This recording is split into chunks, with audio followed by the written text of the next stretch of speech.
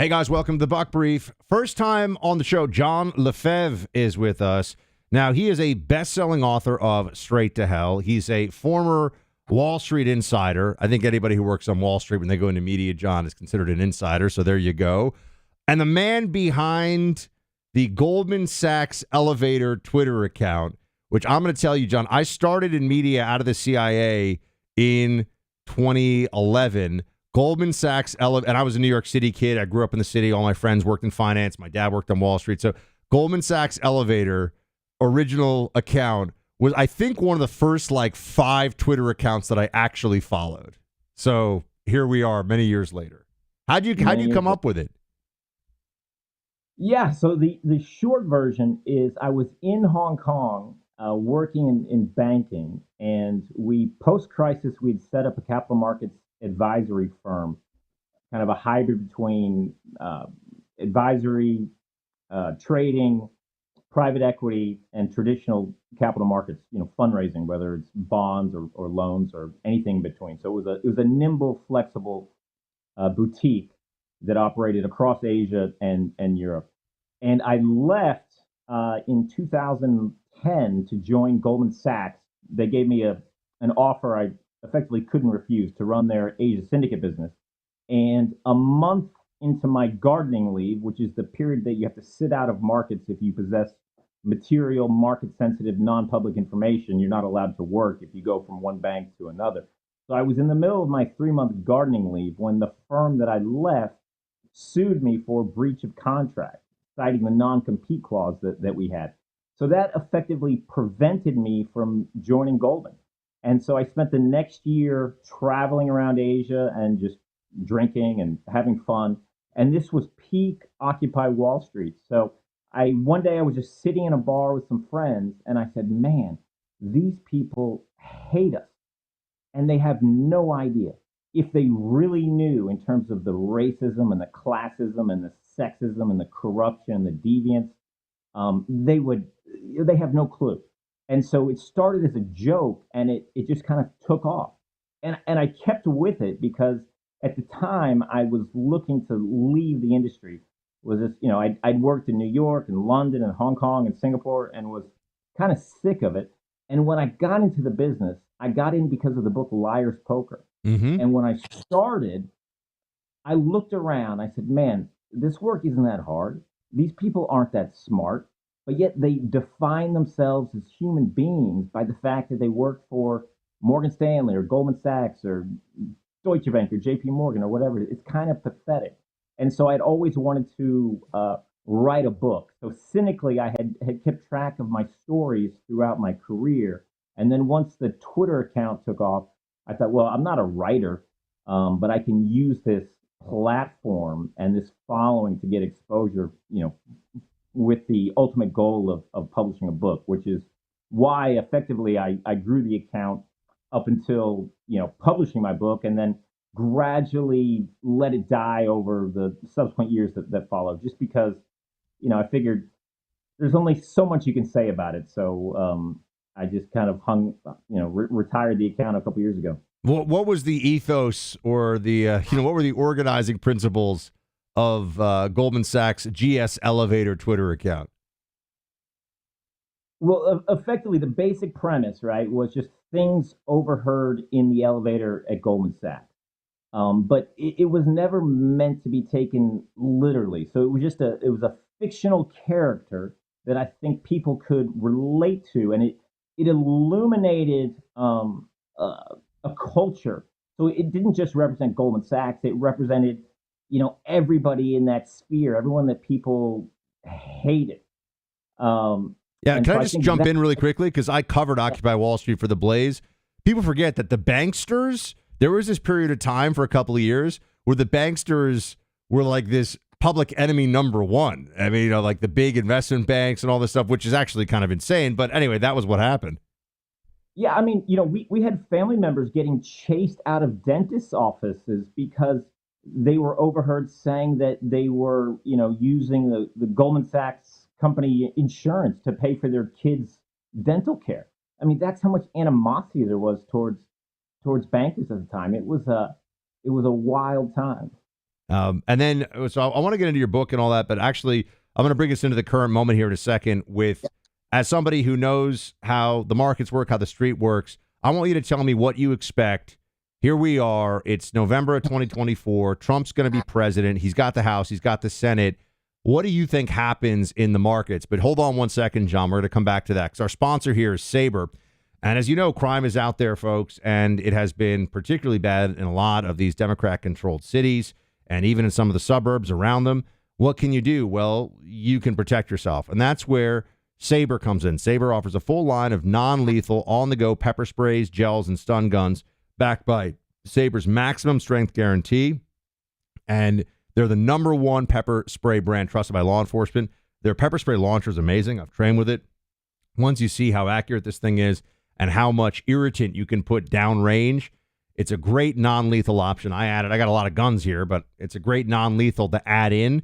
And also, if you got a wife, a daughter likes to go jogging at night, something like that, their pepper sprays are just best in class. Join millions of people who trust Sabre. Go to sabreradio.com. That's SABRE, sabreradio.com, or call 844-824-SAFE today. All right, John, the Trump economy starting in January, what does it look like in the markets and why? Why do you think things are going to head in one direction or another? I think that is such a difficult question because, if you look at what we are being handed with the property market, with rates, with inflation that's not going away, I mean, an alternative outcome would have been a generational disaster. So it's hard to then kind of recalibrate to look at where we are now. But having said that, obviously, optimism is up, crypto is up, equities are up, even though a lot of that growth is kind of concentrated in a handful of stocks. So it's hard to be bearish, but at the same time, I think a lot of that sentiment is priced in, and I think the underlying fundamentals in other areas are perhaps going to present some headwinds that will be pretty difficult, right? Especially on the real estate side, where mortgage rates aren't going to come down. Housing is dysfunctional. The commercial lending space is dysfunctional. So the question is, how do you balance those headwinds with the tailwinds we're going to get, particularly from Doge, which is going to be so radically transformational as probably the most impactful, profound initiative any of us have ever seen or will ever see in our lifetime, that is so far beyond comprehension that, I guess when I balance all of those forces, you can't help but be bullish because you have to go long, Elon. But there's going to be a lot of pain, right? When you look at how reliant Kamala's administration in terms of GDP growth and in terms of employment growth has been on the government sector, on people having multiple jobs, on illegals, right? If you take those components out of the GDP component and out of the employment sector, there is obviously room for a lot of pain. So I think it's very challenging. I think it's very difficult to have a view. But by and large, I think the best advice anybody can take at this point is do not bet against Elon. Yeah, I feel that way in general. I mean, I'm somebody who always says, don't meet your heroes and don't be a fan of anyone. I can't help but kind of be a fan of Elon. I find what he's doing in the space realm, in Tesla, buying X, which I don't know if you had this experience at all, John. I mean, during COVID, I was very, very vocal early on. I mean, among the earliest about how stupid lockdowns were and how masks are preposterous. And I got throttled, I got suspended, I got demonetized on YouTube, I got shut down I mean, it's just like a constant. Now that Elon has just created one big public square where people can exchange ideas, I mean, I feel like I'm forever grateful, but I feel like the Elon effect in the economy will be strong. That all said, what you're identifying, as far as I can see it, are structural long-term risks, right? Long-term problems. I mean, 36 trillion in debt is 36 trillion in debt. It doesn't matter who the president is. That starts to be a scary number. And I'm wondering, is there anything that you're looking for? There are some things that no matter what Trump does, I think they're the concerns that something bad could happen. There could be kind of a reset. There's the intentional pain to get us where we need to be in the economy, but then there's also the wheels start to come off the bus just because they've been coming off for the last 15 years. What do you think? What would worry you in the markets? Like, what would be the warning signs that you'd see? You'd go, oh God, this is about to get ugly. That's a very. I think the trigger would be a major correction in equity markets, because if you think about the fact that the average baby boomer, and from a technical perspective, the housing market has been relatively resilient because of where people have in terms of mortgages paid off or locked in low mortgages. So there hasn't been a need for somebody to necessarily sell their house.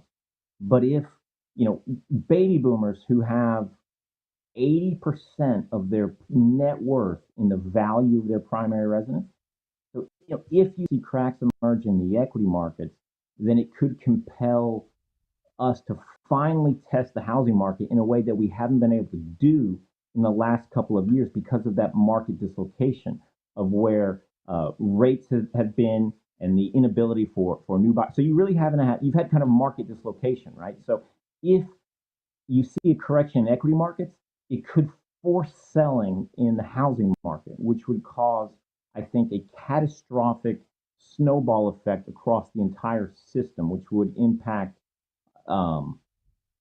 rates move down a little bit, housing crashes, the economy stumbles, employment stalls, and then at that point, inflation will remain persistent. So they're not going to keep cutting rates, and even if they do, it hasn't really necessarily made a difference, right? So they did a 50 basis point rate cut 6 weeks ago, and mortgage rates are up 80 basis points. So, the toolbox that the Federal Reserve will have, especially in a Trump economy, I think are going to be quite challenging. So I think in simple terms, what would scare me the most would be a significant equity market sell-off. And again, that's also a reflection of optimism, right? Because there's no better proxy for investor sentiment, perhaps, than equity markets, right? And if you look at on a forward-looking basis, the valuations, people are increasingly optimistic. So when that changes, I think it's a reflection of both the risks we have from a technical perspective, but also with respect to a shift in terms of people's optimism. We're going to come back here with John LeFevre, the author of Straight to Hell and the founder of the Goldman Sachs Elevator Twitter account, which was one of my early. It was like I set up my Twitter account. I followed like you and Coulter. I still remember it was like the first 10 follows. I didn't even know what Twitter was. I came out of the CIA. I didn't even have social media. And I get this job working at the Blaze. They're like, you need a Twitter account. I was like, what? I had no idea. Anyway, but I saw some of the things. I liked some people I followed. Anyway, here we are now. That was, oh my God, dude. I'm getting old. That was almost 15 years ago. So it's been a while. Yeah. Long time. We're talking about the economy. We're talking about structural issues.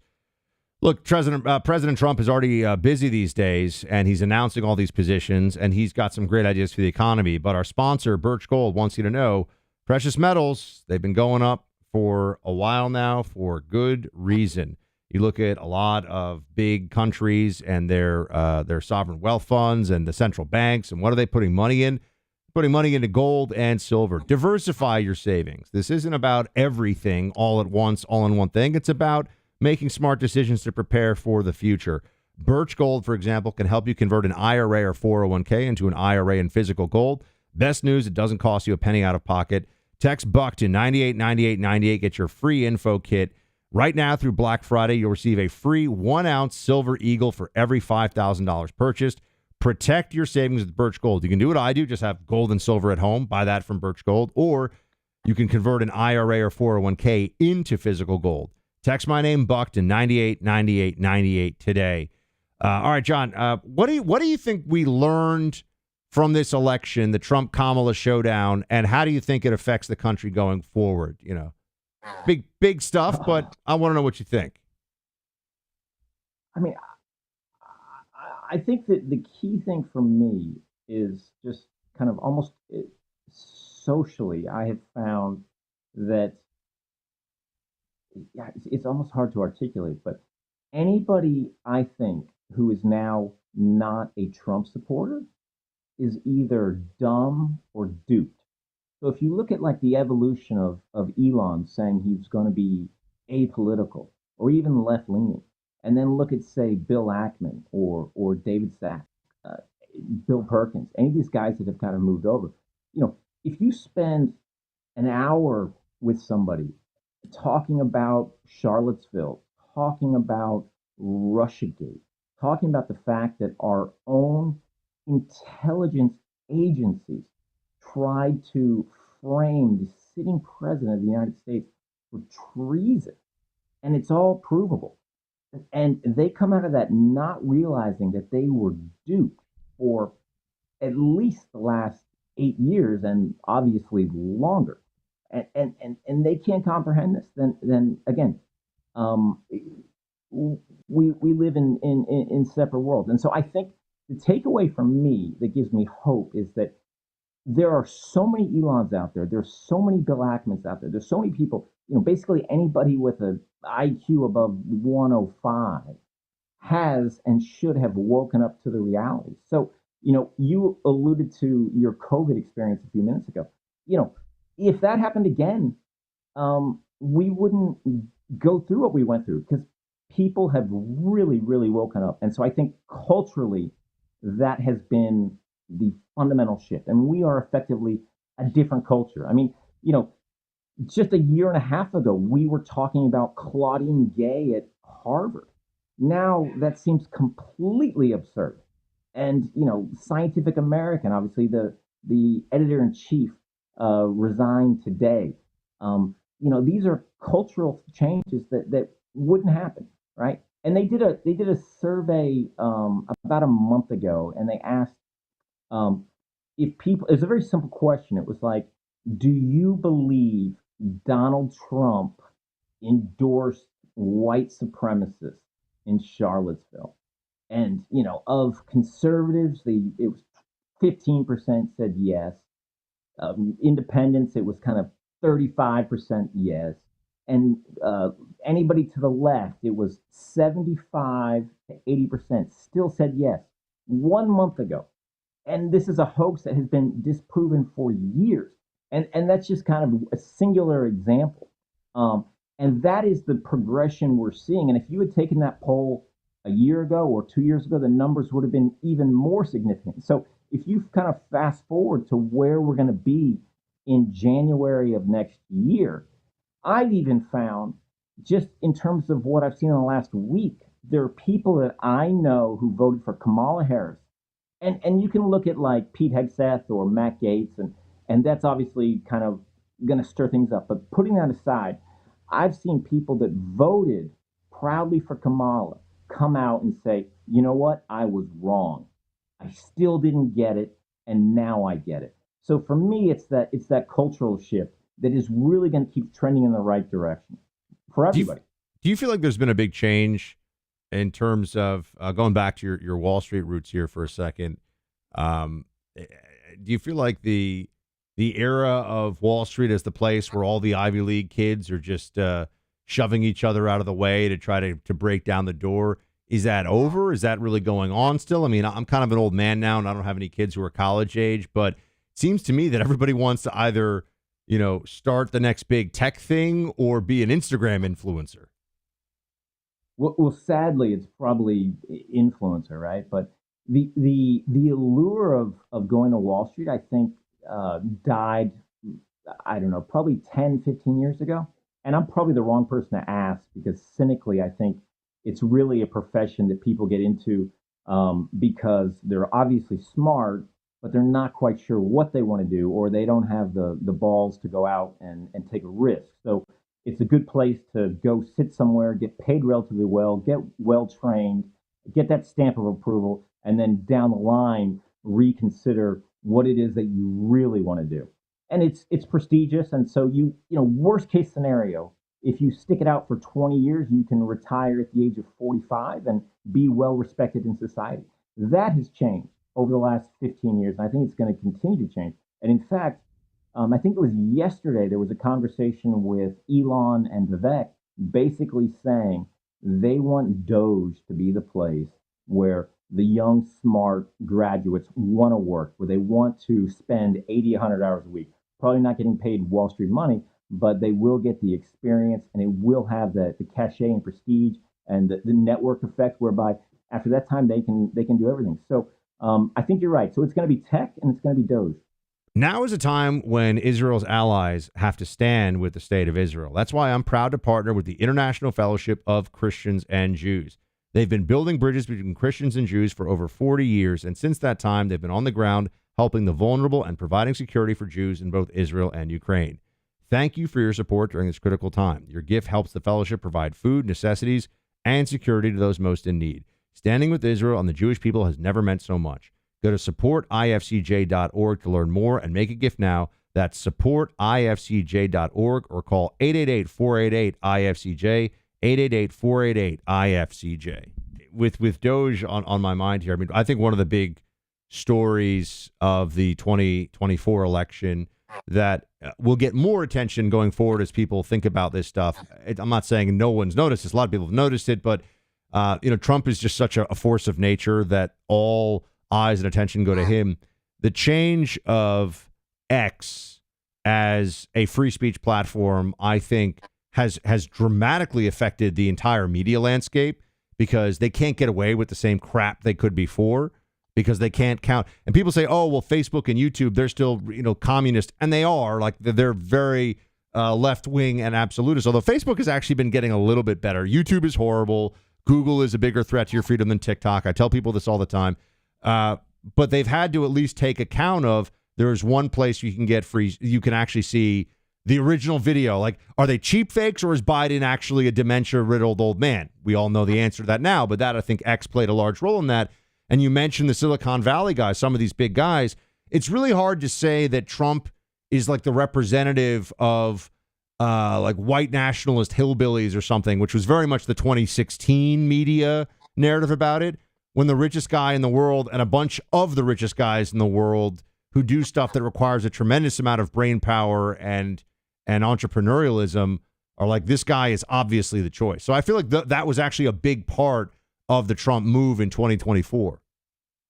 It wasn't a big part. It was the only part, without question. Without Elon buying Twitter, we wouldn't have any of this, full stop, end of story. Well, there we go. John, what are you up to next? Well, I am kind of project based, right? So I look at from a private equity perspective, different projects, and so I've got a few projects right now.